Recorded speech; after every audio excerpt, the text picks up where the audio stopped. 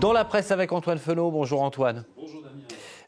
Tout d'abord, Antoine, à la une, ce navire qui prend l'eau. Oui, un navire qui prend l'eau, c'est le navire des conservateurs au Royaume-Uni avant les élections générales qui se tiendront le 4 juillet prochain. Ces derniers se dirigent tout droit vers une déroute historique. Le Guardian met à sa une d'une manière un peu cocasse. Vous allez le voir, le Premier ministre Rishi Sunak en déplacement auprès de pêcheurs britanniques et de se demander finalement tous à la mer, car il faut dire qu'après plus d'une décennie de pouvoir, les Tories, comme on les appelle là-bas, sont très usés par le pouvoir. Le quotidien britannique relaie notamment cette projection de sièges que vous allez apercevoir ici et qui donne une majorité écrasante aux travaillistes. La majorité, vous la voyez ici, c'est cette petite barre qu'on voit là, les conservateurs qui pourraient être relégués à 60 à 70 sièges, grand maximum. Une déroute donc historique. Du côté de la presse conservatrice, les tabloïds, notamment le Daily Mail, vous allez voir ici, on ne cache pas une certaine forme de colère, de rage même, comme on pourrait dire, et on préfère s'attaquer évidemment au projet des travaillistes en parlant de ces taxes nombreuses qui promettent de s'abattre sur les citoyens britanniques.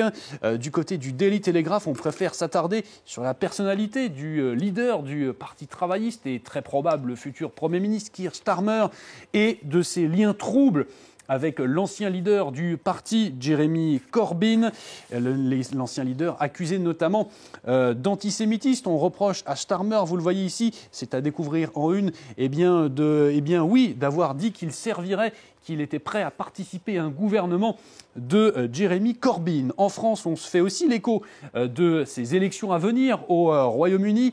Libération, dans ses pages intérieures, en parle avec une campagne menée à Tories et à travers, avec un jeu de mots dont Libé a l'habitude, avec là encore cette photo d'un Rishi Sunak désormais prêt pour la mer qui prend donc l'eau. Le bilan des conservateurs est en effet très contestable, nous dit Libération.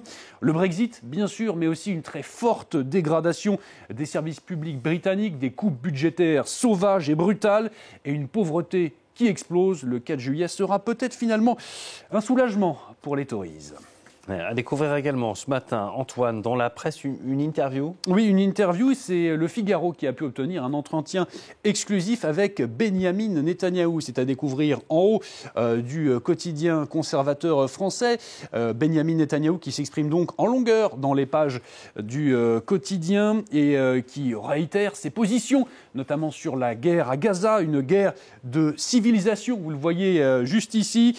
Bibi, comme l'appellent donc ses soutiens, qui s'exprime aussi sur la création d'un éventuel État palestinien. Oui, un pouvoir pour les Palestiniens, dit-il, mais pas sans la sécurité d'Israël. Entre les lignes, vous avez compris, c'est non. Netanyahou le dit et le redit. La menace de l'Iran apparaît elle aussi existentielle pour Israël. Il évoque aussi de manière très évasive la situation explosive au sud Liban. Vous en parliez dans votre journal, Damien. 2 solutions pour régler le problème. Selon Benyamin Netanyahou, il nous le dit, la diplomatie ou la guerre, et il dit « je n'en dirai pas plus », fin de citation. Le Sud-Liban où le Hezbollah apparaît plus fort que jamais. Le site Inet en Israël s'en fait d'ailleurs l'écho ce matin, comment le Hezbollah est devenu la plus grande menace d'Israël. Vous le voyez sur cette analyse. L'armée israélienne s'est trop concentrée sur le Hamas à Gaza, nous dit Inet, et pas assez sur les destructions des capacités du Hezbollah. L'idée, selon le journal en ligne, c'est de l'empêcher de se renforcer et surtout donc de frapper l'Iran indirectement. Pourtant, cela nécessitera, reconnaît Inet, une guerre à grande échelle, une invasion au sol, une destruction des drones et des missiles du Hezbollah, tout un programme. Pourtant, Inet le dit, rien ne pourra s'accomplir sans une grande implication et un soutien des États-Unis. Washington le veut-il pourtant ? Quelques mois des élections présidentielles, ça paraît peu probable. Damien.